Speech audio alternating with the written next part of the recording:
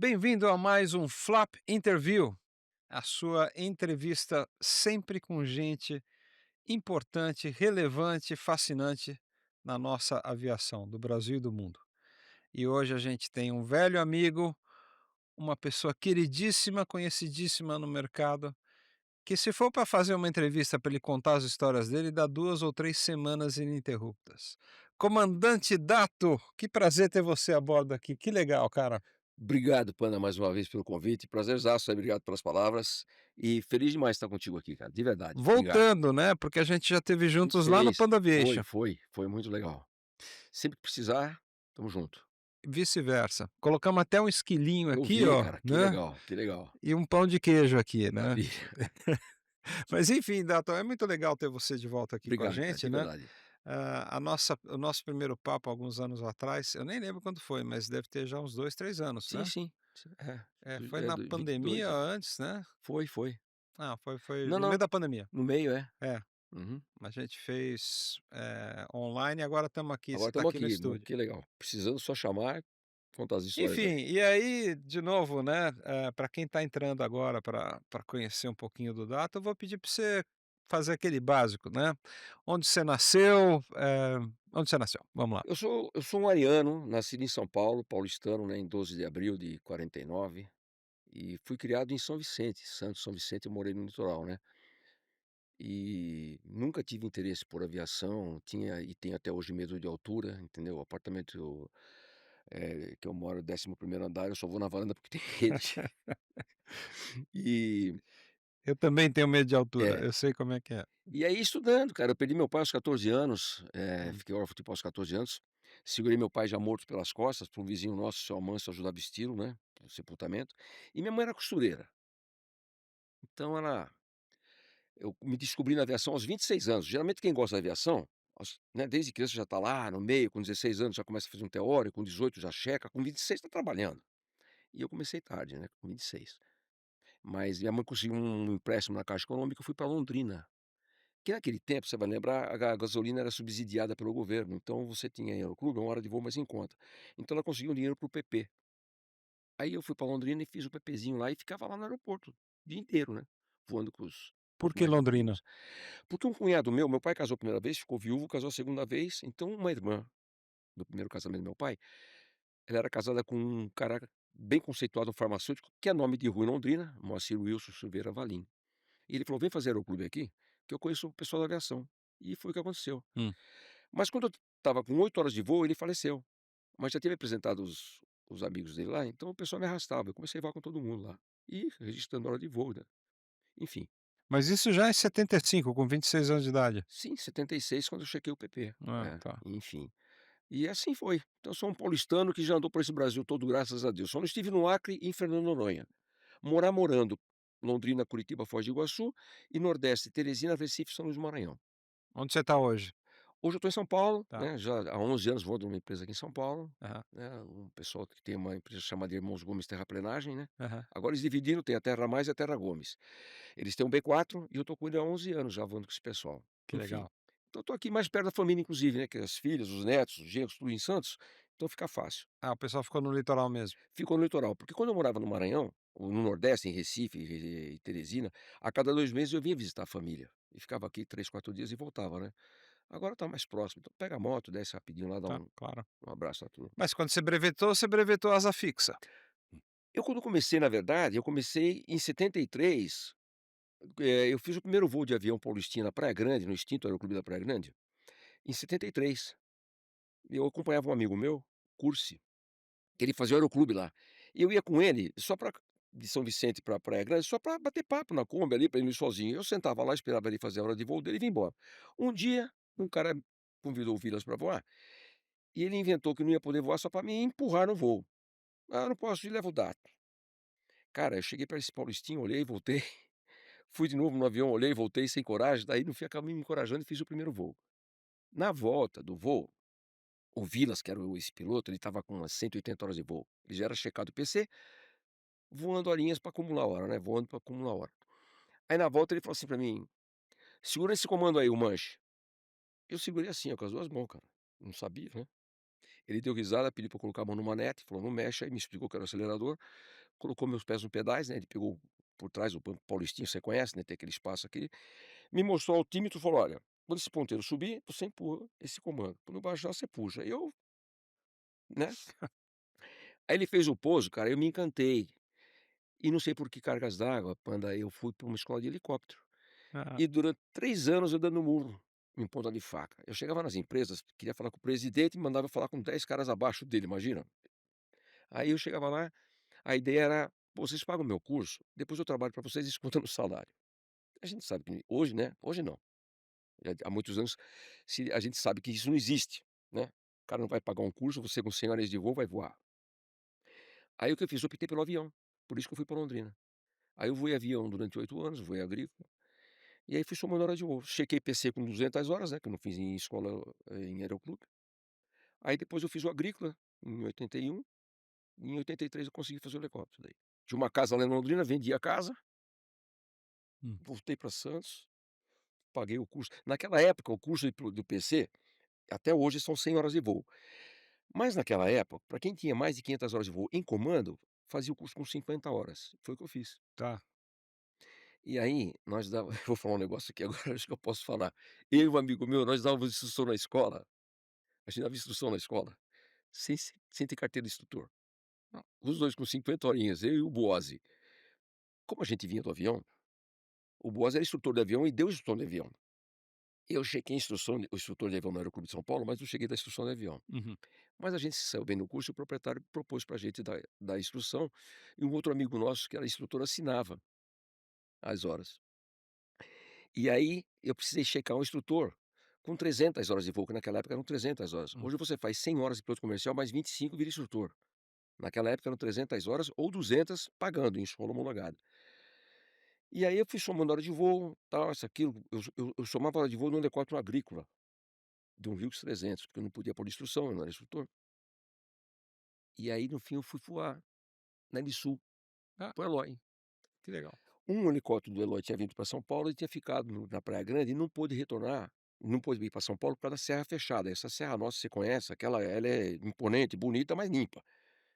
Tá fechada, né, não tem como. E uma semana depois que o helicóptero parado lá, ele me ligou e falou: "Você não quer trazer esse helicóptero para mim?" E eu levei o helicóptero para ele, para fazer Guardado umas e tudo. não, não, eu E a decolei pelo litoral, peguei o tempo bom, desci pelo litoral, e ele pediu para eu ficar uma semana para ele voando lá nas cataratas. O outro piloto dele, o comandante, estava em num outro contrato. E eu fiquei essa semana voando para ele. Depois dessa semana ele me chamou no escritório e falou: "Meu piloto já chegou, quanto é que eu te devo?" Eu falei: "Ah, pô, não deve nada, cara". E não cobrei. Ele insistiu, eu falei: "Olha, tá tudo certo, meu irmão". E ele me colocou no avião de volta, 3 meses depois me ligou de volta: "Você não quer vir voar para mim não? Você já conhece o esquema aqui dos panorâmicos, né?" Aí eu fui para lá. Cheguei lá com 302 horas, saí com 1097, que legal. para dar instrução no campo de Marte, na ESA. Aí dei instrução no campo de Marte e tal, daí um ex-aluno o pai comprou um jet, eu fui para a turbina, e aí foi embora. Turbina, desencatou, desencadeou e uma coisa que eu não fiz, que foi o IFR, Hum, porque esse helicóptero que eu vou tem piloto automático, eu gosto de ir na mão, eu não ligo aham, automático, entendeu. aham. Mas eu agora, depois de burro velho, tô fazendo lá na vertical, lá acostando, e lá acostando, e falou: "Vem fazer aqui", para Tá, o IFR, porque modernizou tudo, Panda, claro. sabe. E eu falo para essa turma nova, falo: "Meu, essa automação está distanciando o ser humano da máquina, os cara decola, aperta botão e a máquina vai embora. O dia que der um tilt, está guardado, voando instrumento, precisa ir na mão, a sensibilidade, entendeu. Tem que estar lá. Enfim, então depois de burro velho, tô tentando fazer, vou ver se eu faço checo IFR. Mas que bacana. E que helicóptero que você dava instrução nessa fase? Cara, era um Bell 47G com pá de Uau, madeira, treliça na cauda, uau. pá de madeira. Viu um pingo de chuva lá, tinha que ir para o hangar, não podia tomar chuva, para não molhar a pá. E se molhasse, você tinha que deixar a pá, geralmente você amarra com a peia, puxa, e deixa ela na cauda, então ela fica inclinada, né. Aham. Uma pá para cima, outra para baixo. Não podia, porque essa aqui secava e a umidade ficava nessa ponta aqui. Ah, Isso desbalanceava. nossa. Então você tinha que chegar, pegar essas escadas de mecânico, colocar caixote e tal, para deixar elas retas, apoiar ela reta Caramba, para pra a umidade ficar igualmente distribuída. distribuir, exatamente. E era com pá de madeira, cara, Bell 47. Hoje os helicópteros vêm no pairado, assim, sozinho. Você programa, ele vem para o pairado, assim. Você só põe ele Ah, no chão. mas é um privilégio, né, olhar para trás e falar que você pilotou. Ah, graças a Deus. né. sabe. Graças a Deus a gente, pegou e uma época bacana, o de ponto elevado ainda. A gente fez uma seleção de fotos especialmente para você aqui, né. Que é, isso aí lá no Piauí, lá em São Raimundo Nonato, lá tem um sítio arqueológico, que tem as histórias, né, pinturas rupestres de Aham. 15.000 anos e tal, e a gente fazia matéria lá, que esse helicóptero era de um grupo lá do Piauí, ainda tem o grupo lá, o Grupo Meu Norte, e eles tinham, rádio, jornal, televisão, produtora e tal, uma série de coisas, né, então a gente fazia essas peripécias. Foi o primeiro helicóptero que chegou no Piauí. É. Né, existiam os aviões lá e tal, mas então aí eu fiz esse eu tomei um susto aí para andar pelo seguinte, venta bastante ali. E eu coloquei o helicóptero ali e coloquei ele em marcha lenta. Tomei uma rajada, ele deu uma arrastadinha assim no esqui. Quando ele virou um pouquinho de lado no esqui, assim, eu enchi a mão na manete, no manete e 100% de potência, porque imagina, Claro, né, né. então tem Que incrível. essa foto ficou legal São lá. Raimundo Nonato? São Raimundo Nonato, Piauí, é. Que demais. E a gente voou lá, eu fiquei lá 1 ano e 3 meses, né, voando na região lá. Tá. Que mais que nós temos de foto aí, Flávio? Tem mais alguma agora ou não? Tem? Vamos ver. Vamos ver o nosso showzinho de Hoje não slide. pode mais, né, hoje com o celular, né, qualquer coisa que você faça, o É celular, aí claro. o pessoal grava, depois coloca na internet. Olha lá. Isso aí tem esse cara que tá de calça jeans aí é o comandante de Enes, esse foi meu aluno, ele voa um B4 também, Hum. o ponto que ele trabalha fica no Guarujá. E aí ele é tempo de surfista, né, eu surfei 30 anos seguidos, fui vice-campeão de surf em sessenta e Mesmo? oito e tal, entendeu. Até hoje eu tenho minha prancha, e aí eu coloquei a prancha embaixo do helicóptero, liguei para o Roberto, né, falei: "Roberto, a serra fechada, o helicóptero na Praia Grande, essa praia fica a 3 minutos de voo, chama praia de Itaquitanduva". Falei: "Roberto, tem como fazer um voozinho aí?" Contei pra ele, né, do que eu queria fazer, ele brincou comigo, falou assim: "Pode ir, mas depois você me leva pra esquiar também", brincou comigo, né. E aí eu coloquei a prancha embaixo do helicóptero, esse rapaz de branco aí, o Paulo, ele era policial portuário, né, Hã. e esses 2 rapazes aqui eram surfistas que chegaram lá, porque essa praia aí você só vai ou a pé ou Ou de de barco, né, helicóptero. ou de helicóptero. Onde é que é isso? Perto de? Praia de Itaquitanduva. Passando a Ponte Pênsil em São Vicente, Ah, tá. né, que pra ir pra Praia Grande, à esquerda tem lá um morro chamado Xixová, atrás do morro tem essa praia, aí tem umas ondas ali. Só que tem muitas pedras, quando você cai da prancha não pode mergulhar não, você tem que cair chapadão, porque tem muita pedra. Tá. E tem garupa? Hein? Você caça também, não? Não, Tá. não. Pô, que bacana. Que legal, né? É É, um aerosurf, né? era surfcóptero. É um surfcóptero, É, muito bom. E aí, e aí Flávio, tem mais alguma? Ih, o cara tá invocado. Aqui se memórias do Dato aqui, ó. Aí é Dato voando. É. essa daí ficou o pessoal, né, isso aí foi lá em Recife, praia de Boa Viagem. Opa! É, eu acentuei porque eu estava sozinho, né, estava vazio, então deu Aham, pra acentuar. E o cinegrafista não sabia o que eu ia fazer, aham. então ele tá filmando, você vai ver que ele tá filmando a pista, né. Às vezes ele te perde. Aí tá filmando a pista aí, né. Aham. Aí Ah, essa é famosa. quando ele viu que eu entrei como carro, ele faz um movimento Aham. com a câmera, pega metade do painel do helicóptero aí, ó, e tem os carros saindo lá no fundo lá e Esse é um clássico do esse Data, é um né. clássico, é. Isso é Imigrantes? É, Rodovia dos Imigrantes. É. Naquela época não existia pista sul, só tinha pista Aham. norte. E você sabe que eu não tinha medido, né, eu entrei a pé no túnel e foi no olhômetro. Eu Falou: "Acho que olhei e dá". tal, fui no acho e acabou. E só que é o seguinte, quando foi eu acho em 2021 parece, 21, um italiano da Red Bull passou num túnel na Turquia, que é um túnel longo, né, e aí o Fernando de Bortoli lá da Aero, né, por trás da aviação, me ligou e falou: "Dato, eu estou fazendo uma matéria sobre essa passagem do avião lá acrobático no túnel lá na Turquia, posso colocar o vídeo do túnel?" Eu falei: "Pode, que já paguei a multa lá, tá tudo certo". E aí eu assisti a reportagem, Panda assistia, né, a matéria que ele fez lá. Red Bull, né, equipe de 40 pessoas, 1 ano de preparação, sensor na ponta das asas para medir a distância da ponta da asa na parede do túnel, 4 metros de cada lado. Ele voou entre 60 centímetros e 1,70 m do chão. Nossa. Tinham estações, mini estações, isso aí tá no canal do Aero por Trás da aviação. Tinham estações mini estações meteorológicas para ver se o vento ia tirar e tal. O Jet Ranger, que é esse helicóptero aí, o diâmetro do rotor tem 10,16 m. Esse, acho que é Zigvo, o avião acrobático, tem 8 metros de envergadura, né, 3 metros a mais, 3,16 m a menos, né. Aham. E o cara passou por neuro não sei das quantas para ver reação cognitiva e não sei o que lá e tal. Que reação? Em linha reta, meu irmão. E tinha uma faixa branca na pista, eu até brinquei, falei: "O Stevie Wonder fazia isso, cara, porque é só você grudar na faixa branca e ir embora, né".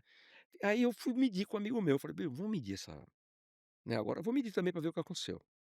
Peguei um amigo meu chamado Werner, ele é inspetor da Robinson de manutenção, e ele tem uma trena eletrônica de precisão, e pegamos uma escada de 3 metros e descemos para Santos, né, fomos até o na Ilha Pochard, que tem o terraço de um restaurante amigo da gente, ficamos lá até umas 2 da manhã para poder retornar e não ter trânsito.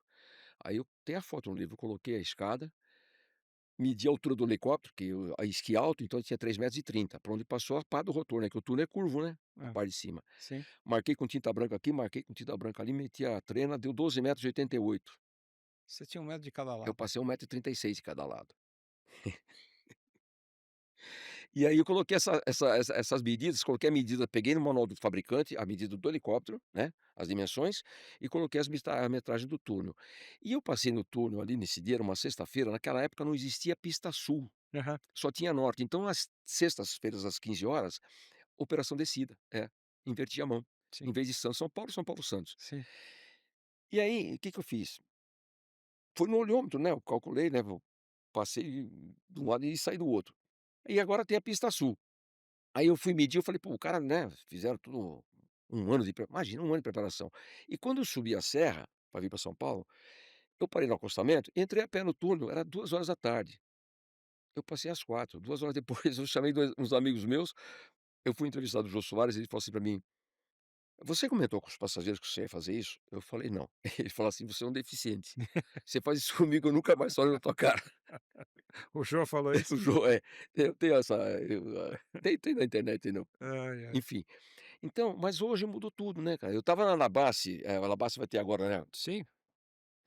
e no ano passado. Aí eu estava andando lá, vieram 3 rapazes com sacolinha, né, de brinde, aí me viram: "Ô Dado, tudo bem?" Eu não conhecia os meninos, né, mas eu dou atenção pra todo mundo, bato papo, claro.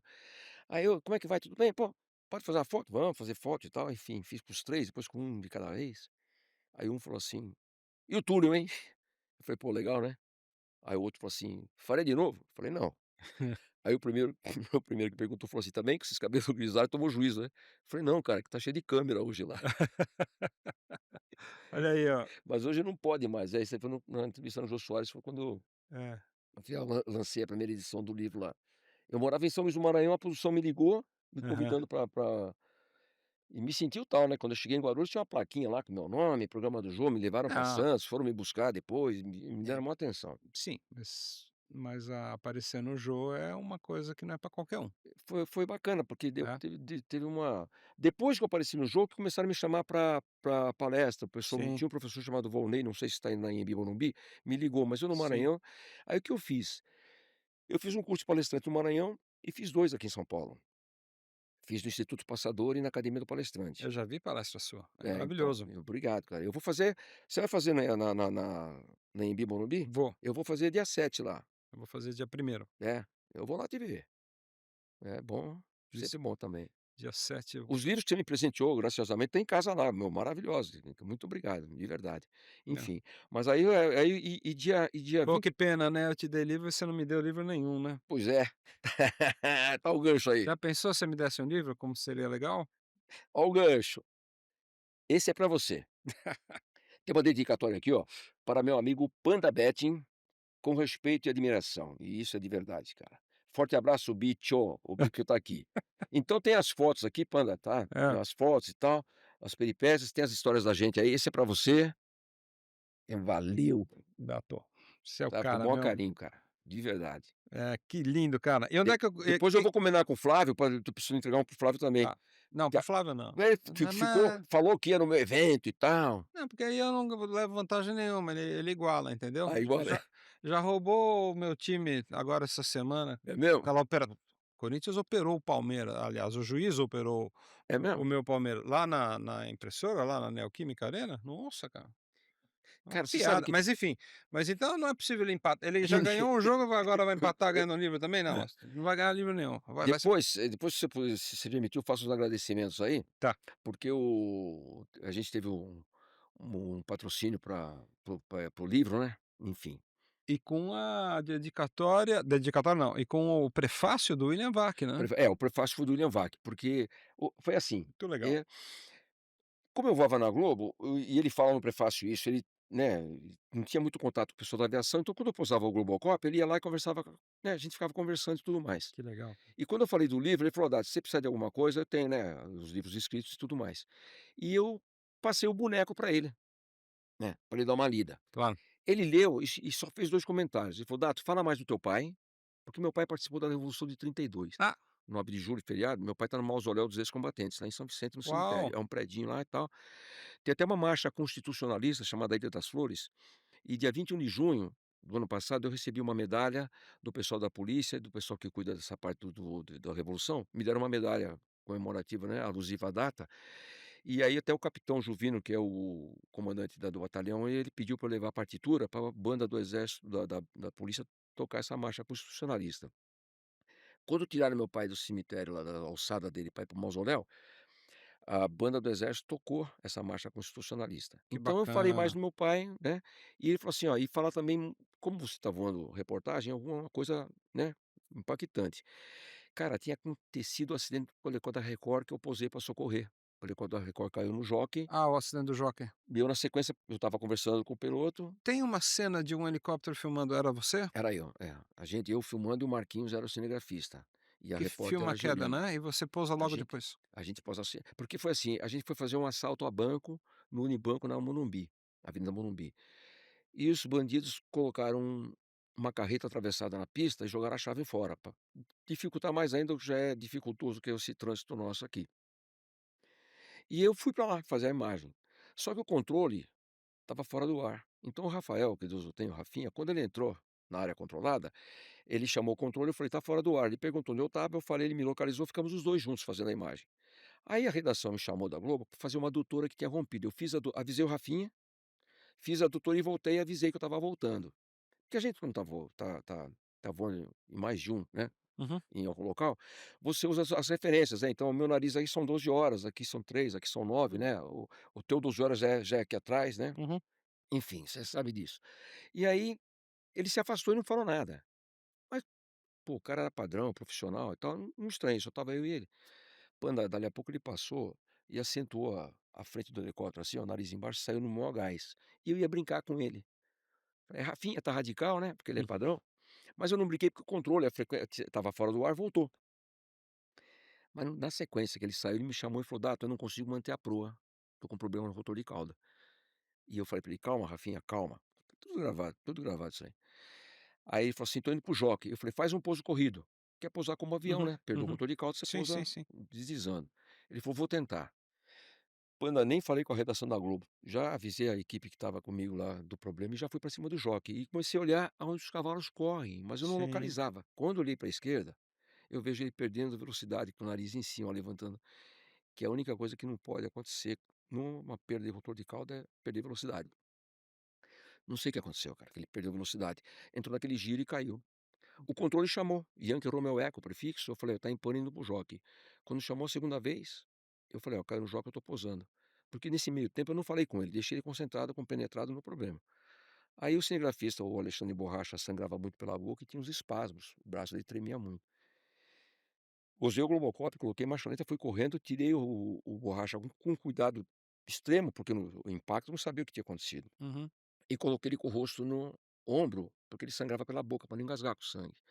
Aí fui lá desligar a bateria, né, bomba, gerador, o pessoal me criticou, falou: "Ah, você devia ter desligado primeiro", mas na hora, entendeu? Porque ele falou assim: "Tá, você tá lá mexendo, explode, você tá junto, né", mas não, nem lembrei.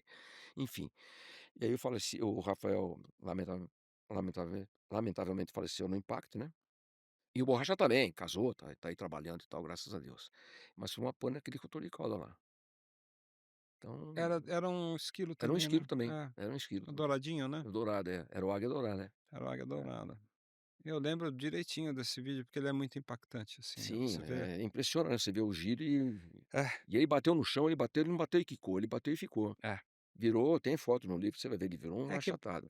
aqui É, bate em terreno fofo, né, aí pode ter na grama, enfim. nem Mas eu falo no livro, a gente já perdeu tanto amigo, cara. Eu brinco e falo assim: "Ou Deus não vai com a minha cara e me quer por perto pra andar, ou eu tenho uma missão por não aqui". é, que vaso ruim não quebra. Depois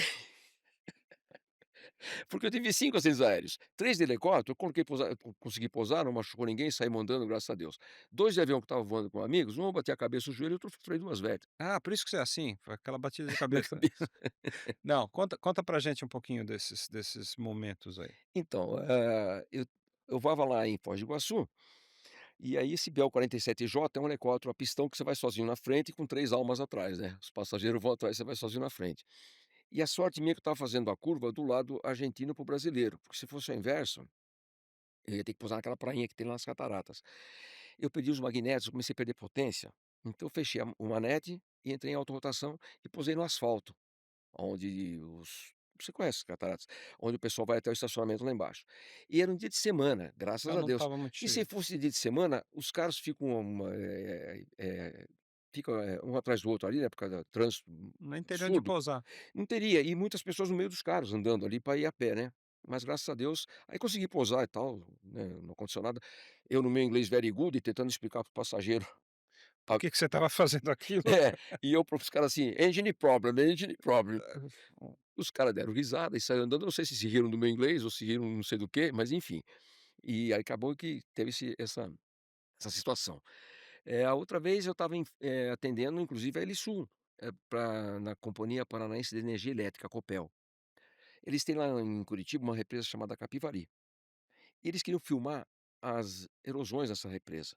Então eu pousei no Bacaxeri, peguei 2 técnicos dessa companhia e fui até Paranaguá e subi fazendo inspeção de alta tensão de torre. Tá, Então você sobe, às vezes você a papo toca em que árvore, porque que helicóptero que era? era um Jet Ranger, Hotel Serrano Verde, um Bell. Pousei na represa Capivari, tirei as 2 portas do lado esquerdo, os 2 técnicos que subiram comigo, que decolaram de Bacaxeri até Paranaguá e voltaram, desceram, entraram mais 3 pessoas, um na frente e 2 atrás. O da frente com uma filmadora e os de trás com máquina fotográfica para fazer a erosão. Aí o que estava à minha esquerda falou assim: "Comandante, a gente quer ir para a entrada de água da represa". Eu falei: "Ó, eu não conheço aqui, onde é que é?". Ele falou: "Ah, nessa direção". E eu fui, e entrei numa rede. Vi um cabo atravessando, a minha sorte é que não estava energizado, era uma rede nova. Então o helicóptero engatou, o Jet Nossa, Ranger você conhece, ele tem o termômetro. Quando o cabo correu, fez um buraco na bolha, porque quebrou o termômetro, arrancou. E aí o helicóptero cabrou, né, cabrado, ele subiu, e aí eu não entendi o que estava acontecendo, mas eu instintivamente espetei. Quando eu espetei, escutei um estalinho, né. Aí o helicóptero tomou atitude picada, começou a mergulhar e a água chegando, eu falei: "Caramba, meu", aí consegui sair para não entrar na água. Aí eu olha que idiota, eu fui para beira da represa, para pousar. Quando cheguei lá era muito íngreme, não tinha como pousar, eu acionei os comandos coletivos, 5 pedal, para ver se correspondiam, aí estavam funcionando, voei mais 20 minutos com os caras, para terminar de fazer o trabalho, posei no campinho de futebol, coloquei as portas, os 3 caras desceram, os 2 que estavam comigo, né, que tinham embarcado no Bacaxi subiram, aí eu fui para o Bacaxiri, pousei.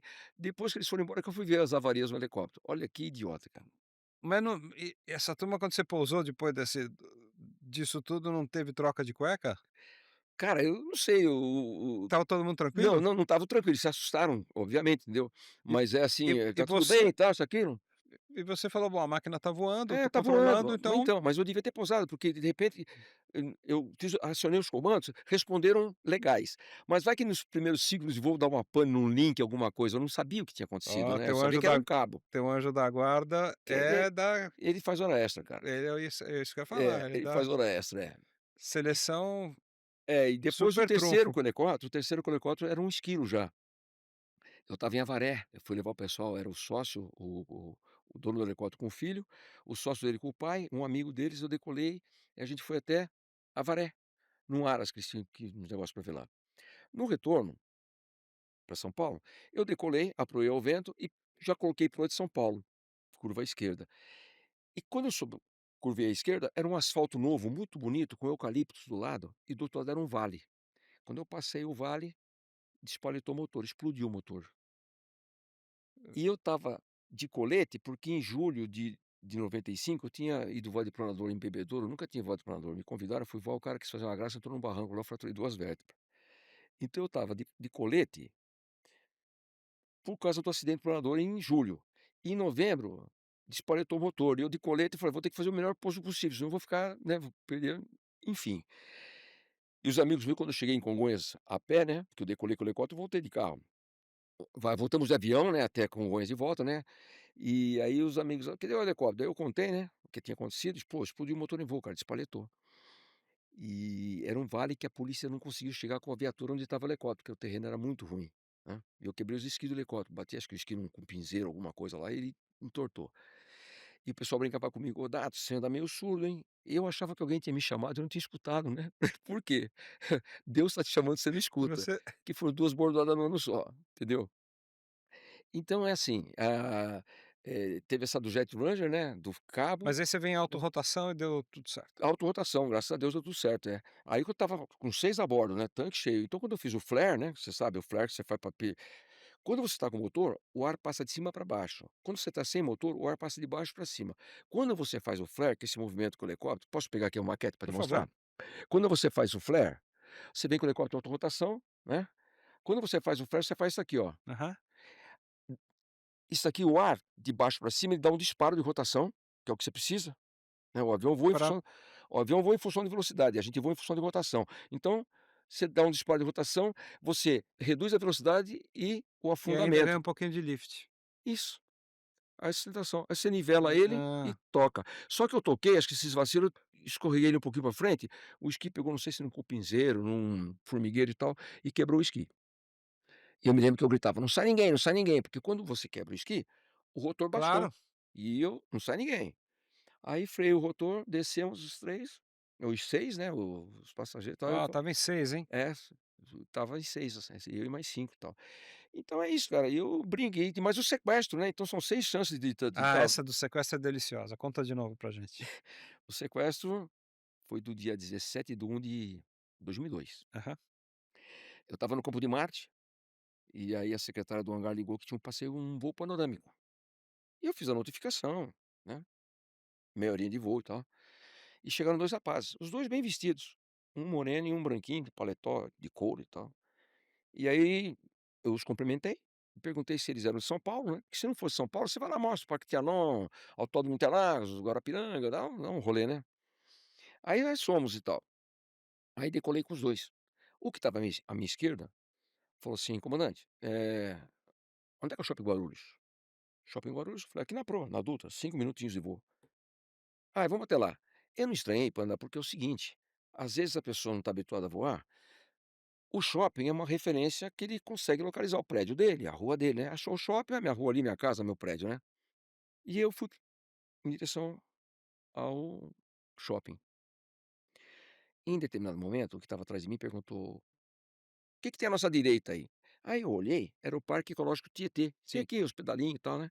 Virei para trás e falei que é o Parque Ecológico Tietê. Quando eu virei para frente, esse cara que estava de lado no banco, sem cinto, com um revólver na mão esquerda, tirou meu braço do comando, levantou meu braço do comando, eu falei: "Ah, o que vocês querem que eu faço, mas deixa eu voar." Aí falou que era para entrar no presídio. Eu falei: "É proibido." "Não, não, não, tá tudo acertado." Desse jeito. "Tá, não, não, tá tudo acertado." E era para pousar numa quadra. Aí, eu tenho até foto do jornal, é uma quadra que tinha um Fusca vermelho em frente de uma quadra do lado de fora do presídio. Eu falei assim: "Essa que tá o Fusca vermelho?" Aí o cara: "Não, não, não, no mesmo pavilhão."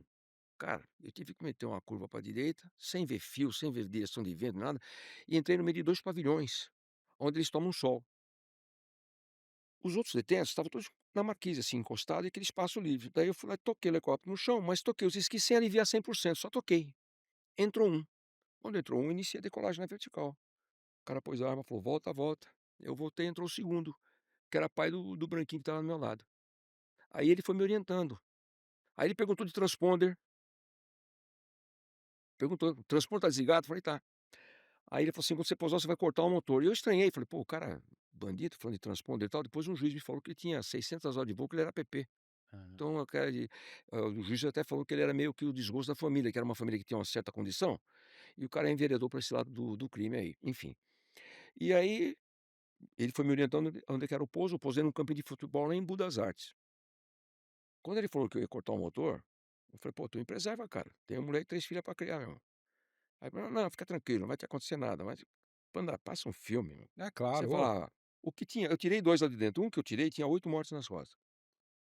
O helicóptero hoje sofisticou, mas naquela é o você conhece, banco de fibra de vidro em concha, a espuma revestida em couro. O cara que tá atrás atirou, matou, feriu pra esses caras aí, entendeu. Aí eles foram embora e eu tentei fazer a partida, não consegui. Porque eu tinha tido uma pane de bateria uns 2 meses antes. Falei: hum, "Pô, repetiu a pane", porque quando eu decolei do campo de Marte, eu hum, usei a bateria externa, né, aham, fonte externa. Aí eu tirei as divisas do ombro, coloquei no bolso, fui no posto de gasolina, perguntei que bairro que era aquele, né, e que rua que era, porque eu queria voltar a buscar o helicóptero, estava preocupado em largar o helicóptero ali. Aí perguntei: "Onde é que tem táxi?" Aí o cara falou: "Aqui à direita e tal", pra onde os caras tinham ido. Aí eu falei: "Eu vou pra esquerda". Passou uma lotação, entrei na lotação, tipo 2 rodas depois eu vi um táxi em frente a um bar, uma padaria, não lembro. Aí eu desci, tinham 2 caras tomando cerveja, falei: "Amigo, quem é que tá com o táxi aí?" "Sou eu, tu me leva para o Campo de Marte?" Entrei no táxi, pegou uma avenida pra ir para o Campo de Marte, passou uma viatura pela gente a milhão, cara, sirene aberta e tal. O taxista assim: "Rapaz, aconteceu alguma coisa séria por aí", eu falei: "É, deve ter acontecido". E fiquei quieto. Aí cheguei no Campo de Marte e o pessoal todo, né, assustado, porque a notícia foi: "Pô, atiraram no Dato, jogaram ele no mato lá e tal". Aí depois de depor em corregedoria, em DEIC, foi em 2 fóruns, em 2 delegacias, mas graças a Deus viram que a gente, né, foi vítima do sequestro, não tinha nada a ver. Os primeiros 4 oficiais da Polícia Militar e os primeiros 4 delegados da Civil, eu dei instrução para eles no Campo de Marte, na ESA, né, do Major Vaz lá, do falecido Emídio. E aí o Roberto Barlen, que você conheceu, que é o delegado que era chefe do serviço TAT, foi lá no DEIC e falou: "Não, o cara é amigo da gente, a gente conhece o cara e tal". Aí amigos meus me ligavam em casa: "E aí, Dato, como é que você tá? Tudo bem?" "Tudo". Eu falo uns palavrões aqui, que nem eu falei no jogo, os palavrões. Aí: "Tudo bem, como é que você tá e tal?" "Eu tô bem". "Que susto, hein, pro Zé, que susto, né, cara? E aquela grana, hein?" "Vai tomar", e bati o telefone pra andar. Eu falei isso no Jô. O Jô, fala os palavrões aqui, pode falar. Porque é o seguinte, cara, eu não tinha certeza absoluta, mas e se meu telefone tá grampeado? pois é. E eu vou na vibe dos caras que eles ligavam no fixo, eu vou na vibe dos caras: "É, beleza, vou comprar uma lancha e tal". Aí os caras vêm atrás de mim: "É, tu vai comprar lancha então?", entendeu? Aí eles iam lá em casa depois de meia horinha, o cara: "Desculpa aí", eu falei: "Meu irmão", né, mas aí viram que a gente não, né, graças a Deus deu tudo Mas certo. enfim, mas acho que é o papel da autoridade, né, porque ela precisa esgotar as possibilidades, Sim, né. sim, não, o diretor do DEIC lá, conversando comigo, ele fazia assim na minha cara: "Comandante, você falar a verdade, É, tem um vídeo teu que você tá jogando alguma coisa no mato". Eu falei: "Doutor, não tem eu jogando coisa no mato, não tem vídeo nenhum". Não, por que que colocaram 90% de combustível para um voo de 30 minutos, que era o panorâmico, né. Eu falei: "Porque o liquidômetro estava com defeito e o Zé Maria, que é o abastecedor, resolveu abastecer com mais, né". Dá o telefone aí da escola, da do taxério, ele ligou no taxério, e o taxério chamava TAP, T-A-P, táxi aéreo e sobrenome do proprietário, e eu mudei para transporte aéreo de presidiário. Eu falo que hoje brinco, mas foi hoje a gente brinca, mas foi assustador. Aí ele ligou lá, o Zé Maria já tinha ido embora. Aí ele se identificou, pegou o telefone do Zé Maria, ligou pra ele, o Zé Maria falou: "Não, o ponteiro estava meio, né, balançando, né", a e gente ele completou um por pouco a precaução. mais. Aí pediu pra eu sair da sala, se reuniu com mais 2 delegados. "Comandante, você aguarda lá fora um pouquinho?" Eu sentei, fiquei ali na sofazinho e tal, a secretária dele em frente. Aí deu uns 10 minutos, menos que isso até, a secretária tocou o telefone, atendeu, "Comandante, pode entrar". Aí eu bati na porta, abri, os 3 dando risada. Aí quando eu sentei, ele em vez de dato, ele falava dado. Hum. "Ô dado, é o seguinte, a gente sabe que você falou a verdade, mas sabe como é que é, né, aqui é a polícia, nós temos que apertar". No livro eu coloquei: "Aqui é a polícia, nós temos que averiguar", para não ficar tão, né. Mas daí, ô dado, a gente vai querer reconstituir isso daí, hein, você não vai entrar no paredão voando comigo não, né. Eu falei: "Doutor, tem um vídeo meu no YouTube que eu postei dentro do túnel da imigrância". "É mesmo? Como é que é essa história aí?" Aí Ele quis saber as aí é histórias. carnaval, Aí viu que a gente não tinha nada com, né, com isso. Então eu brinco no livro eu falo: "Ou Deus não vai com a minha cara e não me quer por perto, ou tem alguma missão por aqui". Por 5 acidentes e um sequestro, cara, tô vivo, com saúde. Mas isso é uma coisa engraçada, né, eu passei por uma situação parecida. Bom, primeiro, a TAP teve um Constellation, na época, né, Uhum, sequestrado, e aí o sequestrador mandou despressurizar, abrir aquela porta da atrás do cockpit, voar abaixo em cima de Lisboa, e ele começou a jogar panfletos contra o governo, né, do Salazar, né, na época que uhum. era um um governo não democrático lá em Portugal. Muito Portugal. bem, aí terminou o voo, pousou em Lisboa lá, o sequestrador se rendeu, e o comandante e a tripulação foram enfim, é o procedimento, eles foram Sim, interrogados porque acho que é conivente. é, para É, verificar se existe algum tipo de conivência, né, de sim. participação, tal. E uma vez eu estava num voo da Latam, a gente saiu de Frankfurt com destino a Guarulhos, o comandante falou: "Olha, nós temos uma condição aqui, nós estamos alternando Madrid". Pousamos 2, 3 horas da manhã em Madrid, e aí quando pousamos o pessoal falou: "Não, é uma ameaça de bomba", né, Putz, e a gente recebeu a informação que tem uma bomba a bordo, então a gente achou por bem fazer um pouso de precaução em Madrid. E a gente foi para uma área remota do aeroporto, tal, né, eu acompanhando, o comandante não falou exatamente qual que era o problema, mas quando foi para uma área remota do aeroporto, quando pousou, saiu da pista e foi para uma área remota, eu falei: "Cara, isso você não já é uma achou que emergência técnica, né". Colocaram a gente num canto, né. Enfim, abriu a porta, quando a gente estava desembarcando, aí ficou aquele zum zum, falaram: "Não, é uma ameaça de bomba, agora os senhores vão ter que se explicar". 350 pessoas, às 3 horas da manhã formando uma fila para falar com 2 delegados e o cara, todos fica eles, né, eram potenciais suspeitos, né. suspeitos. Você Porque, assim, podia ser que um dos 350 tivesse plantado mesmo uma bomba, né, ou fizesse ou conhecesse quem plantou, enfim. sim, Aí que eu me toquei e falei: "Caramba, né, numa situação como essa, a polícia tem que investigar, né, você passa de passageiro a a suspeito, suspeito, é. né, e você passa de piloto a cúmplice, né. Sim, é, porque E vai aconteceu. fazer o quê? Mas Tem que tem que é responder. como você falou, é o Eles estão trâmite, né, eles eles estão têm que cumprindo o esgotar trabalho tudo deles, né. quanto é possibilidade, né. Saímos do aeroporto 7 horas da manhã, passamos 4 horas lá sendo investigado em fila, tal. Então quando aconteceu de realmente nunca mais me procurarem, foi em 2006, dia 21 de dezembro de 2006, eu não esqueço, eu estava no fórum em Santo André, porque das 2 pessoas que eu tirei, um dos que eu tirei estava envolvido com a morte do prefeito de Santo André, Celso Daniel, foi Ah, aquele caso Celso Daniel. Então, eu estava no fórum de Santo André, e eu falei para o juiz, estava só eu e ele, eu falei: "Me diz, tem hoje 21 de dezembro, eu podia estar com a minha família almoçando, comemorando o aniversário de aviação, e quando é que vai acabar?" Ele falou: "Não, não, já acabou. Essa aqui é a tua última". É, acariação, sei a lá caraça, tá, o termo técnico. já acabou, porque, assim, cada vez que reabre o caso, tem que começar do começo, Hum. e o começo foi o teu sequestro. Então eu tinha que ir lá. Mas eu fui, me chamava, eu ia, né, fazer o quê? Na Corregedoria da Polícia Militar, em DEIC, de 2 fóruns em Embu, 2 fóruns em Santo André e tal, mas enfim, graças a Deus deu tudo certo aí. Mas é isso, cara, então pra mim, cara, tá tudo azul na América do Sul. Pô, Quantas horas de voo dá, Tom? eu parei de contar com 14 mil e qualquer coisa, eu não conto mais. Eu fui fazer um recheck agora recente, Hã. e eu estava colocando experiência recente no computador, né, assim, Aham. lá no Alicidade, e tinha um comandante amigo meu atrás, ele assim pra mim: "Ô Dato, quantos anos você tem em aviação?" Naquela época, recente não, né, naquela época eu tinha 46, 42 anos de aviação. É, 49, tem 7 anos isso. Ele assim pra mim, eu falei: "Eu tenho 42 anos de aviação". Ele falou: "Só tem 125 horas de voo?" Porque eu punha só a experiência recente pra checar, entendeu. Caramba. Então a gente já no começo, Panda, qualquer 10 minutinhos você quer registrar. Você precisa somar hora, sair das 500 horas e tal. Mas depois, hoje eu vou, o diário de bordo, tudo pra manutenção você mantém em dia. Evidência. Mas pra gente mesmo aqui, Tá, sabe, você não tem teu mais esse logbook já não tem essa de isso ficar. aqui, onde é que foi? Isso aí foi lá em São Luís do Maranhão.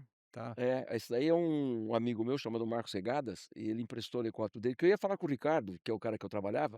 Eu falei: "Ricardo, posso usar o teu helicóptero e fazer" a capa do livro é o pôr do sol em São Luís do Maranhão, sou eu voando, e a ideia minha era essa, fazer um contraluz, né. tá. E aí o Marcos Regadas, que ele é piloto, ele foi no Robson 44, né, fazendo essa foto aí. É, E o tô fotógrafo indo. foi o Meirelles. Meirelles Júnior é um fotógrafo de São Luís do Maranhão, já super premiado, viaja Europa toda, os Estados Unidos, tudo lá. Fez as fotos e não me cobrou nada, me deu de presente as fotos. E a dificuldade para sentar no monitor dele, escolher uma foto para fazer e essa foto aí era eles me dirigindo: "Faz um pairado aí, tá vendo os pairados em cima d'água aí?" Sim. Isso aí é o pôr do sol na praia de São Marcos, lá em São Luís do Maranhão. Que lindo, hein? Legal, né? Muito. É. Bom, enfim, essa é mais e essas histórias estão quase todas aqui no Voar é Sim, a segunda melhor sim, coisa do mundo. é uma segunda edição, porque eu tive um retorno bacana, do livro, sabe. Eu tenho até depois eu te mostro aí, áudio que eu recebi, de uma amiga da gente aí, que é a Aline, que ela tem um canal chamado Conexão Aérea. Uhum. E aí ela mandou um áudio pra mim e falou assim: "Dado, você não tem ideia, eu já chorei, chorei, depois eu já ri e tal, isso, aquilo". Então, esse retorno que eu tenho recebido, que já recebi na primeira edição, acabou que fez com que eu mudasse algumas coisas aí, tirasse algumas coisas minhas pessoais e colocasse mais umas motivacionais. Porque as minhas palestras são essas palestras motivacionais, órfão de pai com 14 anos, filho de costureira, né, e a gente é piloto comercial, agrícola, instrutor tanto de avião quanto de helicóptero. Então a escalada não foi fácil, né, para chegar né, aonde a gente está, graças a Deus. Enfim, então, o livro acabou sendo a segunda edição e a minha palestra é motivacional. Então, quando o pessoal me chama para palestra, é para dar uma instigada nessa turma aí, que o cara que acha que, tá difícil e tal. Pô, eu demorei 10 anos para checar helicóptero. Tem cara que com 2 anos já Já tá: "Ah, está vou reclamando. desistir". É. Está empregado em companhia aérea e reclamando do salário. É. Pois é, eu tinha aluno meu na ESA que sumia 2 meses. Quando ele aparecia: "Ô bicho", sumiu cara. Era juntando um dinheirinho pra fazer 1 horinha de voo. Não é que ele não ia se brevetar, só que ele vai demorar mais aquele Claro, que consegue fazer 1 hora por semana, 2 por semana, entendeu? claro. Uma vez eu fiz uma palestra lá no auditório da Infraero.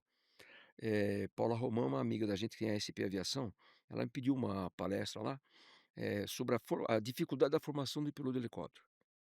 E eu falei para o pessoal: "A dificuldade é financeira, É.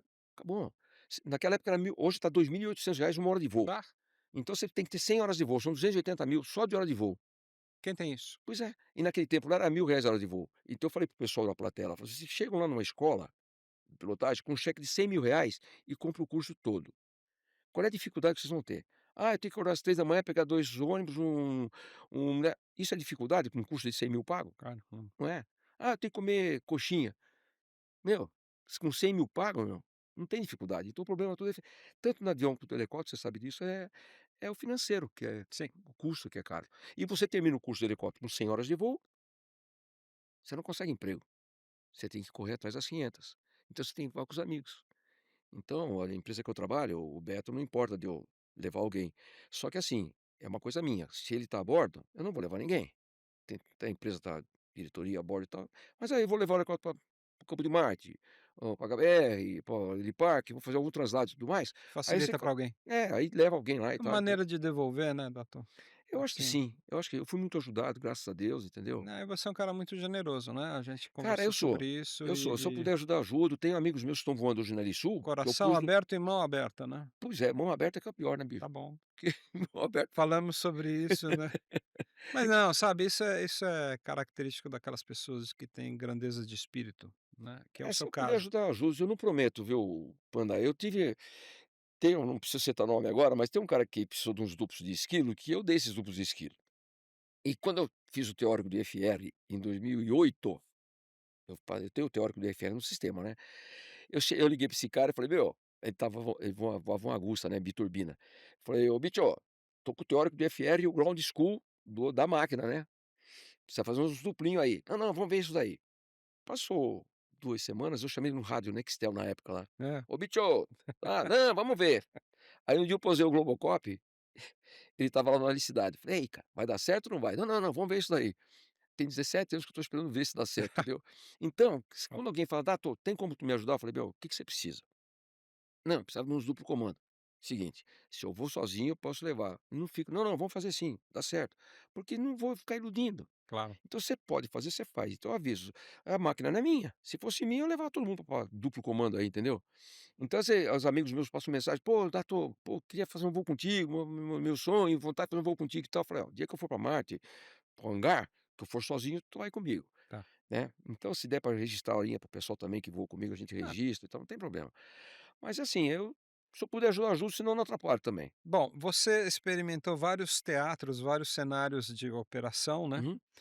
de transporte executivo até, voos técnicos, né, Sim, voo de verificação de linha de, sim. né, quer dizer, somos Gasoduto, linha rede de alta tensão, né. e as pessoas que não são muito ligadas à aviação, às vezes, não têm consciência de como o helicóptero é uma máquina única e importante, porque tem Sim, só o helicóptero é capaz de fazer um monte de coisas que, de outra maneira, seriam muito mais onerosas, perigosas, demoradas, né. O sim, helicóptero sem dúvida. é um é É uma um ferramenta, é né. uma ferramenta de Deus, assim, Sim. porque ele ajuda demais a humanidade. Dentro dessas missões, você teve algum aeromédico? Você teve algum resgate? Não, nunca fiz. Tá, Nunca fiz e é assim, eu tenho amigos meus que trabalham com aeromédicos, sabe, mas é o tipo de aviação que eu acho que eu não conseguiria fazer. Cara, que eu sou chorão pra burro, se hum, vem um cara do meu lado passando estrupiado, eu vou voar tá, chorando e tal, entendeu. Então eu não sei se eu teria essa condição entendi. emocional de estar vendo uma pessoa passando mal e tal, e aquele sufoco. Outro dia eu falei pra minha mulher, pra Daiane, eu falei assim: "Meu, se eu fosse motorista da ambulância, ela ia estar toda lenhada, porque ia passar no corredor levando todo mundo no peito. O cara tá passando mal aqui atrás", entendeu. Tá, Então é assim, essa condição emocional de eu me abalam, entendeu, entendi. então eu não cheguei a fazer não. Me Mas f o resto aí a gente já Então me fala um voo que não sai da tua memória. o voo que não sai da minha memória, tem um voo que eu eu fui buscar o helicóptero dos Estados Unidos, no Texas, Foi o quê? Pegar um helicóptero lá? fiz um translado Texas-Miami, Aham. e Miami vim pelo Caribe até chegar na América do Sul, com 2 detalhes pequenos, sem falar inglês e sem GPS. Cara, Solo? não, na verdade um amigo meu, depois eu te falo quem é esse amigo meu, Hã, ele se ofereceu para ir comigo para os Estados Unidos, eu hã. encontrei com ele no campo de Marte, ele falou assim: "Você tá indo buscar um helicóptero para os Estados Unidos?" "Tô." "Eu vou com você, eu falo inglês." Falei: "É mesmo? Pô, legal, cara." Peguei o carro, fui lá falar com o dono do helicóptero, que era o Roberto Ramenzoni, era um italiano grandão, assim, gente boníssima, faleceu, que Deus o tenha. Falei: "Roberto, um amigo meu se ofereceu para ir comigo." Meu inglês eu brinco que antes era very good, hoje é very Google, né. E aí ele falou: "Pega o passaporte." E esse meu amigo, que eu cito no meu livro "Amigo", entre aspas, que eu conto essa história, e amigo, entre aspas, esse meu amigo, né, foi com tudo pago. E tá no livro, o que eu tô te contando aqui tá no livro escrito. É. Tá escrito no livro. Chegamos lá, o inglês dele é que nem meu chinês. Cara, não falava nada, se encheu de como particular pra ele, né, pegou o avião e veio embora e me largou sozinho lá. Não. Sim. A sorte que ele me apresentou um casal, a Leda é uma brasileira de Caxambu e o Nelson é um uruguaio. E o Nelson se compadeceu da minha Hã. situação, foi me buscar no hotel, cara. Hum. Pra me levar pra casa dele. E eu todo sem graça, que eu tinha conhecido ele uma semana antes. Eu conheci ele uma semana antes quando cheguei em Miami, depois fui buscar ele no Texas, ou seja, ele foi me buscar no hotel pra ficar na casa dele. Cara, e eu sem jeito, porque era só ele e a esposa. Como é que eu vou ficar na casa do cara com uma Hum. semana, né? E eu não queria, ele: "Não, não, não, não, não, não", tá, tá. Aí ele pediu licença na empresa que ele trabalhava, chamava, acho que é Equatoriana, uma empresa equatoriana de aviação e Da tal. companhia aérea? Sim, claro. E ele era gerente de carga. Tá. Ele pediu 10 dias, e daí ele me ajudou no traslado. Hum. Então eu pus o duplo comando, só com o chicote ligado, né, os cabos, o cíclico mesmo, o comando ficou entre o bote salva-vida e aqui a lateral, Tá, para ele poder apertar o PTT para poder chamar, né. entendi. Mas En ele voava ou não? não, não era piloto, ele veio me Tá, achando no inglês, então: tá. "Fala tal coisa." Ele falava e depois traduzia de volta para mim, entendeu. Que legal. E aí ele assim pra mim: "Ô Dato, você pra número você é bom, né?" Porque eu escutava o controle lá, mandava uma frequência 1, 2, 3 decimal 9, eu já ia lá 1, 2, 3.9, né, porque se eu não entender também 1, 2, 3 decimal 9, enfim. Aí ele me ajudou no traslado. Só que quando chegamos em Caiena, eu decolei de Caiena para o Brasil, e peguei um tempo tão ruim que eu pousei na selva amazônica, pousamos na selva lá e pernoitamos de um dia para o outro na selva. Tem foto ainda. No Fizemos uma meio do fogueira. abriu uma clareira lá, você foi: "Vamos". Não, porque assim, lá em Caiena eles têm um serviço de meteorologia legal, porque tem uma cidadezinha chamada, Couru, coisa assim, que tem uma base de lançamento de foguetes ali, então eles têm Curru. Couru, é. Aí, eu ia no aeroporto, como é que tá a meteorologia? No dia que a meteorologia estava, né, legal, não estava tão legal, mas legal, eu decolei com o Nelson. Cara, era só passar o rio Oiapoque e já era, né, Aham. lá Já na era Brasil. Amapá, Aí começou a vir aquela pauleira, aquelas chuva que você conhece na região lá, aquela quando vem, vem mesmo, né, e não tinha pra onde ir. Que Você nem uma fazia o parede, né. 180, parede, não tinha 180, chuva, chuva, aí Deus colocou um morrote na minha frente, que metade era com árvore, a outra metade era uma rocha, assim, ó, e eu fui ali que eu posei ali. E ficou lá. Dormimos ali de um dia para o outro. Eu Caramba. peguei os cartuchos de sinalizador, dei 2 pra ele, fiquei com 2 e deixei a armazinha, aquela arma gordinha, né, aquele revolvinho, né, no meio do banco. Eu falei: "Olha, se alguma coisa se mexer, tu atira." Fizemos uma fogueira, fechei o helicóptero com chave, as portas, e eu dormi nos bancos da frente, né, que tem aquela divisão do jet, e ele Aham. dormiu no banco de trás. Botei os bloqueadores de turbina e coloquei nos comandos ali para me acomodar. Isso era umas 9 e pouco da manhã. Eu consegui voltar para Caína, era meio-dia do outro dia. Caramba. E a gente não tinha o que comer, porque a gente Claro. o meu próximo pouso era, né. Aí eu voltei para Caiena com ele, e ele precisou voltar para Miami, porque ele tem uma filha que ele tem, uma filha adotiva, né, que ele adotou a menina, eles não já tinham não podiam ter filho e tal, adotaram uma menina, chama Érika, hoje já casou e tal. E aí ele falou: "Data, eu preciso ir pra Miami buscar a Leda pra gente ir pra Caxambu pra fazer a adoção". Eu falei: "Não, fica à vontade meu, daqui agora meu próximo passo". Aí eu fiquei 4 dias por causa do mau tempo lá em Caiena, num hotel chamado Amazonas, e quando você abre o cardápio lá, um lado é escrito em vietnamita, outro lado é escrito em francês. Eu só sabia pedir carne assada com batata, meu, eu fiquei 4 dias jantando e almoçando carne com batata, meu, pelo amor de Deus. E aí decolei e vim embora, Mas sozinho. escuta, quando você faz esse pouso aí no meio do traslado, você tinha plano de voo, Tinha evidentemente, plano né? de voo, aí foi bom você falar isso aí. A minha sorte, que eu escutei um ronco de um avião. Era um avião acho que era TABA, Táxi Aéreo Bacia Amazônica, Isso. né. E aí eu entrei no raio do helicóptero e chamei o cara, que eu Ah, estava você eu avisou que estava você no estava meio do pausado. nada, Sim, claro. só que aí eu peguei o mapa e olhei, não existia GPS, eu olhei o que eu próximo de onde eu achava que eu estava, de onde eu achava que eu estava, na minha rota ali, porque eu comecei ciscar pra procurar, eu saí da minha trajetória. Claro. E eu vi uma cidade. Chamei o cara, o cara contestou. Eu falei: "Pô, eu tô aqui pousado", deu o prefixo, né, da aeronave, "Eu tô aqui pousado, tá assim, assim, assim, perto da cidadezinha tal, que eu não vou lembrar o nome, você consegue pra mim, por gentileza, avisar o controle que eu tô pousado e tudo mais?". Foi o que aconteceu. Tá. Aí não teve search and Não rescue, não teve não teve, missão de exatamente, busca e é. salvamento. Porque se eu não achasse, ia ser Claro, que é complicado. isso que eu imaginei. É. Então aí vim para São Paulo, entrei no Macapá, né, depois Belém, vim descendo, Marabá e tal, isso aqui até chegar em São Paulo. E tem uma história engraçada do comandante Amar Fontana, né, que ele foi, fazer manutenção de um DC-3 nos Estados Unidos, Aham. e mesma coisa, tá voltando. Tô falando de 1956, acho. Tá voltando, né, pilotando com mais 2 pilotos do lado, tal, e aí a mesma coisa, tá em cima da Amazônia ou do Cerrado, não lembro exatamente, mas guardou, não acha nada, pauleira, viram um pasto lá, DC-3, desceram, só que não conseguiram avisar ninguém. Pô, Aí dá 2 horas, 3 encerfa, né, destrefa, blá blá blá, tá. acionaram. E ligaram para a mulher dele e falaram: "Olha, o avião do seu marido desapareceu, tal". E aí, enfim, foi um angu, né, porque eles só apareceram de novo para o mundo no dia seguinte e, passaram a noite, inclusive saiu notícia, né, avião com o presidente da Sadia desaparece e tal. Caramba. E é punk, né, porque Hoje modernizou tudo, né, é claro. hoje facilitou tudo, tem um equipamento, eu não vou lembrar o nome, que você coloca lá, você cadastra as pessoas, cadastra e-mail, e ele emite o sinal, avisa onde tá e tal.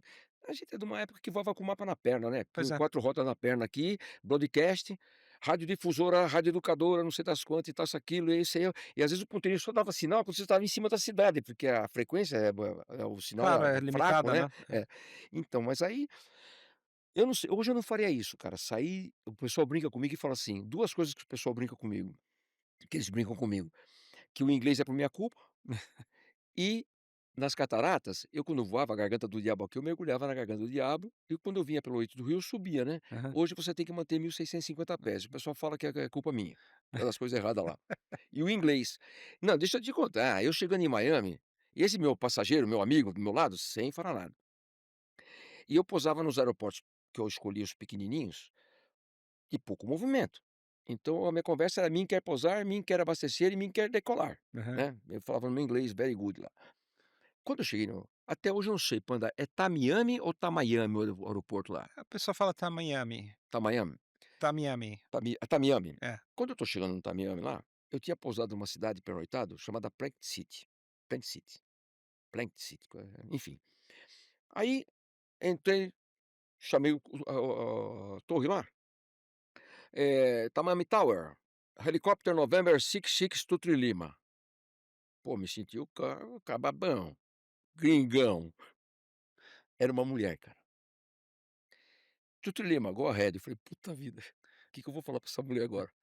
Aí eu voando numa final de Airbus, cara, a pista lá, eu aqui empatando tudo. "Tutu Lima from Prague City to Miami instruction". A mulher: "Pem, pem, pem", eu: "Tutu Lima", sem entender nada. Aham. A mulher falava comigo: "Tutu Lima", e na final, uma longa final.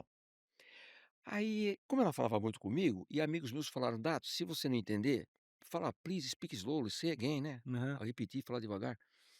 Tamami Tower, please speak slowly. Say again. A mulher começou do prefixo, November 6. E eu continuei sem entender nada, Tchutchu Lima, e na final. Aham. E me falaram que eu ia pousar numa Biscayne Helicopter, que são 4 hangares um do lado do outro. Quando eu cruzei a cabeceira, eu vi um Long Ranger e um 22 em 4 hangares. Aí eu dei um pedal, falei para esse meu amigo, né, "Pergunta lá se aqui é Biscayne". O cara conversou em libras, né, meu, língua de sinais lá. Aí voltou e falou assim, o cara falou que é pra lá.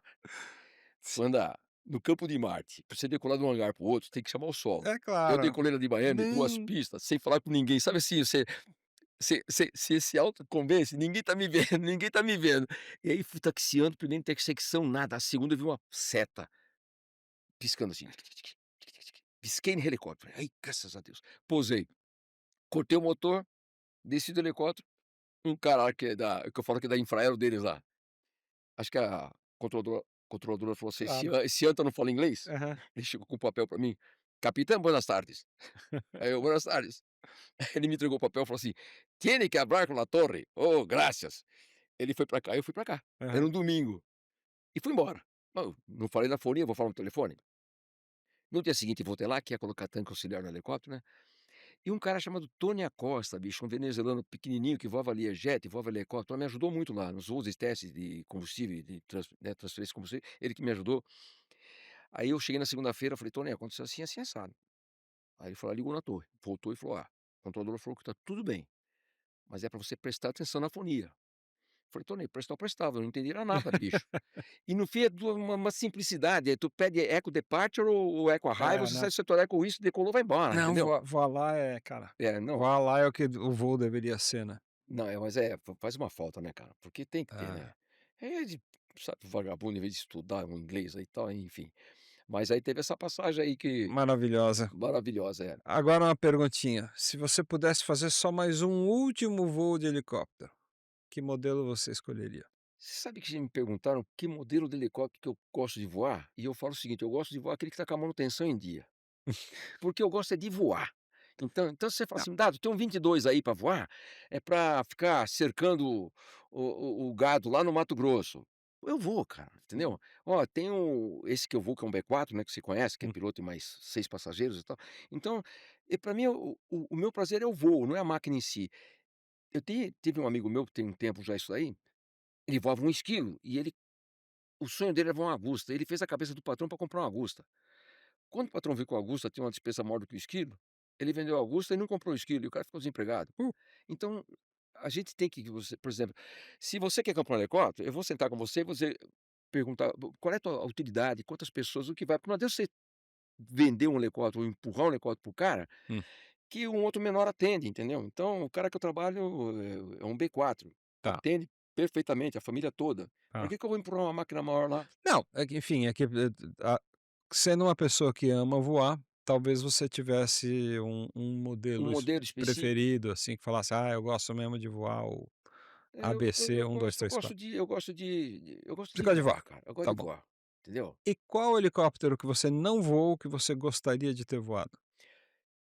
Essa aviação que eu estou entrando agora, Hum, pela curiosidade que os amigos falam que é o voo por instrumento, fala: "Ah, tem um voo tranquilo, é um voo legal pra caramba, você vai gostar", é que eu estou curioso para voar, aham, né, um Agusta, um 35, um 45, né, enfim, uma máquina, um 429 e tal, que eu já fiz tem um amigo meu chamado Hipólito, ele tem essa história no livro também, ele me convidou para fazer um voo para litoral, num 135, né, biturbina.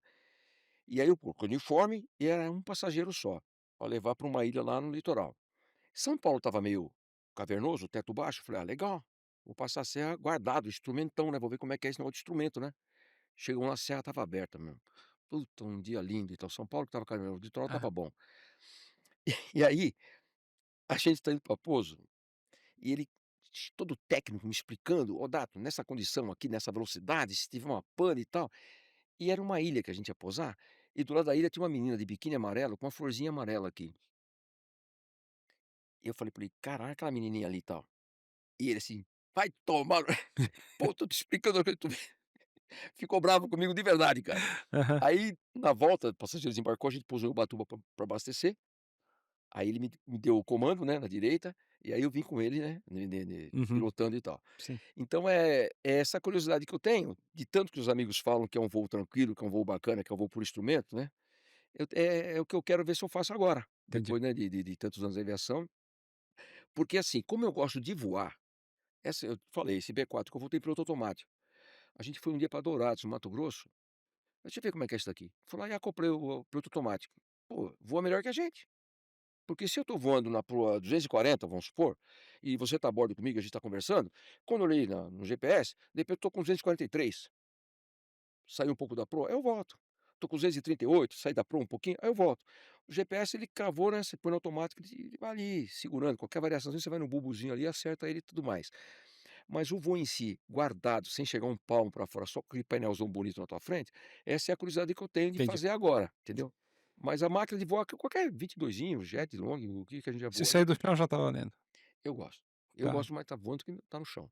E fico triste, cara, sabe, assim, uma coisa que é minha, interna, quando eu escuto amigos meus assim: "É, eu quero voar mais 5 anos, quero parar com isso daqui". Se lasca pra caramba pra tirar o brevet, pra conseguir pois é. alguma coisa, em vez de agradecer, né, cara, envia: "Ah, eu quero voar mais 5 anos, quero parar, não vejo a hora de parar". Então vai, para, né. Se Deus me der condições de voar até os 100 anos, eu não sei nem se eu vou querer voar comigo mesmo, mas se eu puder voar até muito tempão aí, é o que eu quero, cara. Que legal. Não. Você conhece praticamente o Brasil inteiro, com exceção de Fernando de Noronha e Acre, né, E que você Acre, falou. o Qual que é o lugar mais bonito do Brasil que você já Brasil sobrevoou? todo, cara.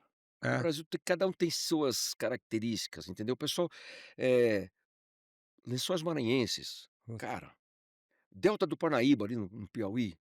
Entendeu? A gente fez uma imagem do Delta Paraíba, tá, eu subi, fui para 6, quase 7.000 pés, e você vê aquela coisa, cara, a gente sobrevoando esse Brasilzão com essas fazendas bem cuidadas, que você vê tudo arrumado, as matas e tudo mais, o Brasil eu acho fantástico. Eu falo no livro, o brasileiro tem que conhecer primeiro o Brasil para depois pensar lá fora, cara, sabe. uhum, Quer conhecer lá fora, tem condições, vai com Deus, mas pô, vai conhecer o Brasil, sabe. Eu falo no meu livro do Piauí, do carnaval de Luiz Corr da praia de Luiz Correia, do carnaval de Floriano, 7 cidades que tem rochas lá que cada um imagina as rochas do formato, você viaja ali, entendeu. São Raimundo que tem essas pinturas rupestres, que tem um sítio arqueológico ali. arqueológico. Então o Brasil, cara, eu para mim, o Brasil inteiro eu sou literalmente apaixonado, desde Porto Alegre até Oiapoque ao Chuí. Só no Acre que eu não estive ainda, eu falo que um dia eu vou nem que seja de aviação comercial, para dizer assim que eu tive no Brasil inteiro. Então morando foi Curitiba, Londrina e Foz do Iguaçu. E no Nordeste, Teresina, Recife, São Luís do Maranhão. Eu voei o Globocop quase 3 anos, pedi o desligamento e aceitei um convite para voar no Maranhão. E, fora isso, eram missões, né, 2 semanas em tal lugar, 10 dias em tal lugar então a gente ia fazer as missões, então esse Brasil todo a gente andou. Mas morando mesmo foi lá no Tá. sul, né, mas Brasil é, cara, Algum voo, algum lugar que você gostaria de ter ido e não foi ou não fez? algum lugar, um voo, cara, eu já vou em tanto lugar bacana, É, mata quanto praia, entendeu? tá, Então, assim, dentro do Brasil, eu acho que, cara, eu não tenho tá. uma preferência, porque a gente já voou bastante. O litoral todo nosso eu fiz, né, do norte Aham. até Porto Alegre, eu conheci o litoral todo, já fiz o litoral todo. E por dentro também, quando você vai para o Piauí, você vai para Maranhão, então você vai voando, você vai por dentro. Outro estado qualquer, Mato Grosso, não importa Goiás, quando você vai por dentro. Então, assim, dizer para você um lugar que eu gostaria de ir, cara, se é mata que eu gosto de mata, quando eu estava em São Luís do Maranhão, eu brincava com o pessoal, dizia assim: "Aqui eu tô tranquilo, porque eu gosto da fazenda e gosto da praia". Em São Luís do Maranhão eu ficava de segunda a quinta na fazenda e quinta à tarde, sexta a domingo na praia. Então eu estava, Tá né, tudo certo. tranquilão, né. Então não tem, assim, um lugar aqui no Brasil, assim, cara, eu não tenho isso, nem acho que fora do Brasil, sabe, Tá. assim, vontade de conhecer o lugar. Você vê a imagem na televisão, você vê Grécia, você vê Egito, você vê, mas, cara, eu fui 2 vezes para os Estados Unidos. A primeira vez fui buscar esse helicóptero, em 91, e em 97 fui fazer um treinamento, que a gente faz o treinamento de emergência na fábrica lá no Tá. Texas. Aí estava eu, um comandante chamado Elcio e o Montoro. O Montoro parou de voar. O Elcio voa o pessoal da Record. E aí a gente alugou um carro e foi passear por lá, fomos pra New Orleans, fomos dar um rolê Gostar. por lá, entendeu? Tá. De carro. E agora uma pergunta a respeito de um futuro próximo. Essa nova geração de, chamar assim, de veículos, que são esses Detol, esses, esses eVTOLs, assim, você tem curiosidade? Você pensa em voar isso daí ou não há muito interesse? cara, Se não tiver uma pessoa lá pra assumir, se der uma pane, desacoplar tudo e assumir na mão, eu não acho que eu não entro num treco desse não, cara. Ah, não sei. Acho Você que você você a você curva de aprendizado não pode ser para você não pode ser tão íngreme assim não. cara, eu não sei, sabe, você Mas você não tem curiosidade também? não, não tenho, sabe. Tá. Você vê, no Nali Park tem um Um mockup. sim, aí você fica imaginando, né, você fala: "Pô, e se tem tantas, né, Aham, pás, e se de pifar essa daqui? Não, mas se pifar essa daqui tem a outra, aqui tem a outra ali, e tem autorrotação, não tem, como é que é? Como é que não tá. é?" Você ali dentro de uma máquina, não tem alguém do teu lado para te falar algum negócio, então eu tô ainda meio relutante. Mas essa geração de hoje para frente vai acabar aceitando isso, porque não conhece as coisas passadas, Aham. entendeu? Então, mas eu que sou da Porque não fez autorrotação num Bell 47G, 47G com pá de madeira. com 3 turistas atrás e você não falava É, esse aí inglês. foi o Jota, esse aí foi o Esse foi Jota. o Jota, É, esse foi o Jota. O B47J. G, existia na Praia Grande, tinha um instrutor lá chamado Martinho, de uma simplicidade. Ele era um negão, assim, magrelo, sabe, negão mesmo, assim. E ele conversava com a gente e tal, e aí um dia ele pediu para fazer um badalo, né. Uhum. Sabe aquele helicóptero, Sim, né, sim. mergulho e tal, né. Porque eu tinha feito uma vez, ele tinha visto, ele achou bonito, O né. stall de badalo. É, aí eu peguei na Praia Grande, né, eu vim com vento de cauda, fiz o badalo e retornei com o vento aproado, né. Aí quando eu pousei, ele assim pra mim: "Ô Dato, parecia um ventilador, que você estava assim, parece girando aqui", porque eu fiquei assim com o helicóptero, né. Aham. Ele ficou bem inclinado. Então, o Martinho era um cara que ele chegava com o PK com o Cap 4 lá, Paulistinha lá, P-56, ele vinha com vento fora de praia, ele vinha dando uma glissadinha, é quase que pousava quase como um helicóptero, ele tinha muita máquina na mão, Quase parado, né? quase parado, é. Ele vinha só no vento, né? É, e eu faz tempo, eu tá me dando uma vontade agora, sabe do quê? De fazer uns voinho de avião, cara, porque eu voei avião, né, Uhum. 8 anos e faz tempo que eu não voo. Para não dizer que não faz tempo, tem um amigo meu chamado Paulinho, lá do Maranhão, e o Leumas. Leumas é Samuel ao contrário. Leumas, comandante Leumas. E ele tem um Corisco, Tá. e ele me chamou um dia para ir lá no Passo do Lumiar, que é um aeroportozinho que tem lá em São Luís do Maranhão, uma cidadezinha vizinha.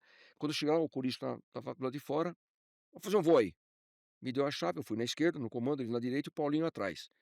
Eu não sabia onde que era o buraco da chave e onde enfiava a chave, meu. Tantos anos sem voar avião. Aí ele me explicou lá, aí, bom, fizemos o cheque, magnético e tal, decolamos, fomos fazer perda. É. Ah, deixa estolar e tal. Depois coordenação, pé e mão, né. Aí fomos para pouso. No primeiro pouso, ele puxou um pouco o manche, porque eu vim com o nariz embaixo e a biquília ia poder tocar primeiro, né. Então ele deu uma puxadinha. Aí arremeti, no segundo pouso eu pousei sozinho. E tinha 19 anos que eu não voava avião. Toquei. Aí ele assim: "Dá, tu vai para o pátio que eu vou descer com o Paulista, faz um voo sozinho". Eu falei: "Tá maluco, meu irmão? 19 anos sem voar avião, fiz aqui um toque que foi o mão de Deus que me ajudou, porque, né, tanto tempo sem voar, e acabei não voando mais". E ele queria que eu checasse. Tá. "Checa aí avião e tal". Acabou que eu vim embora para São Paulo, né, mas eu tenho vontade de pegar um aviãozinho de E aeroclube sai aí, por aí. fazer uns passeiozinho aí. E agora, para a gente concluir, né, Hum, onde é que as pessoas podem encontrar voar é a segunda melhor coisa do mundo? tem um WhatsApp, Hã, que é São Paulo 11 97778 DATO. E o DATO é 3286 no alfanumérico, né. tá, Então 97778 3286. Então é só, entrar no WhatsApp ali e faz o pedido, a gente manda pelo correio, entendeu. Eu tenho mandado aí já bastante e tal. E graças a Deus o pessoal tem gostado, o claro, feedback, o retorno que a gente recebeu, assim, é bacana, entendeu. Do livro como motivacional. E aí saiu a segunda edição e vamos parabéns. ver, Deus ajuda aí que de repente sai a terceira e tal, né, E enfim. agora a última pergunta, Hã. hein. O nome do livro é Voar é a segunda melhor coisa do mundo. Ô bicho, fala pra gente, qual que é a melhor? A primeira, o Panda, lá no o Jô Soares, ele faz Ok, essa pergunta. terminamos não. O Jô Soares fez essa pergunta aí, ele tá com o livro na mão, ele: "Agora essa é a melhor coisa do mundo, me pergunta qual é a primeira". Ele me chama, né, eu tô sentado no sofá ali, ele recebe a gente e tal, aí ele fala assim: "Eu presumo que seja o sexo", ele fala, e dá risada. Aí eu rio também, eu falo: "Não, a primeira é a mulher como um todo, né, incluindo o sexo, claro". Daí ele fala: "É evidente", aquele jeito dele. Porque assim, cara, eu falo no programa do Jô e falo isso mesmo assim, cara, pra todo mundo. Eu Nós homens, eu acredito que somos o sexo frágil. Eu tenho Não, que a mulher é o sexo forte. Pô, minha mãe, cara, minha mãe, que Deus a tenha, costureira, ela varava a madrugada costurando para que não faltasse as coisas pra gente, meu irmão. Entendeu? Ela tinha uma clientela boa que ela costurava bem, então era fazendo vestido, fazendo calça, costurando ali a barra daqui, tal, isso, aquilo. E a gente ir pra escola, e eu comecei a trabalhar com 14 anos e tudo mais, então a mulher tem isso, ela vai até, né, a gente não é regra geral, claro, mas tem um cara que é assim, primeiro tropeção, segundo, terceiro já chuta o pau da Não, barraca, né, desiste, entendeu. Então pra mim a mulher é a primeira melhor coisa do mundo, obviamente incluindo o sexo, claro, que faz parte, né, e voar é a segunda, cara, entendeu. não. Então é o que eu gosto de fazer e o que espero que Deus me dê saúde pra fazer ainda por muito tempo. Olha, que Deus realmente continue do teu lado, né. Do nosso.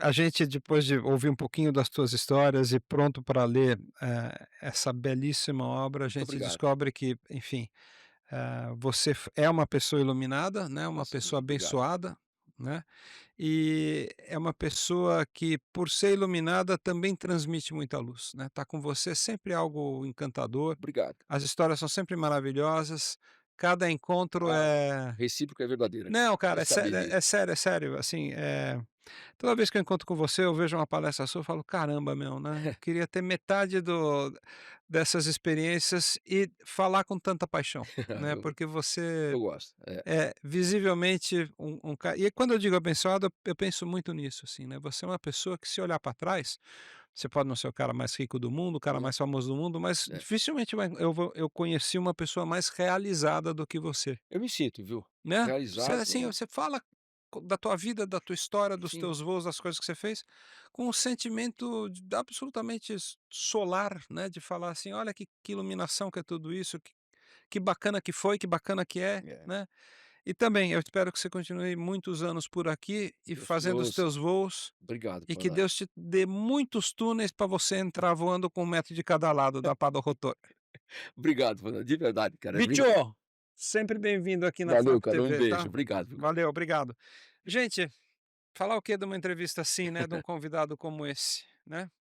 Então agradeço a você aí, Bicho, que está nos assistindo e ó, não esqueça, tá? Voar é a segunda melhor coisa do mundo, é a obra do comandante Dato.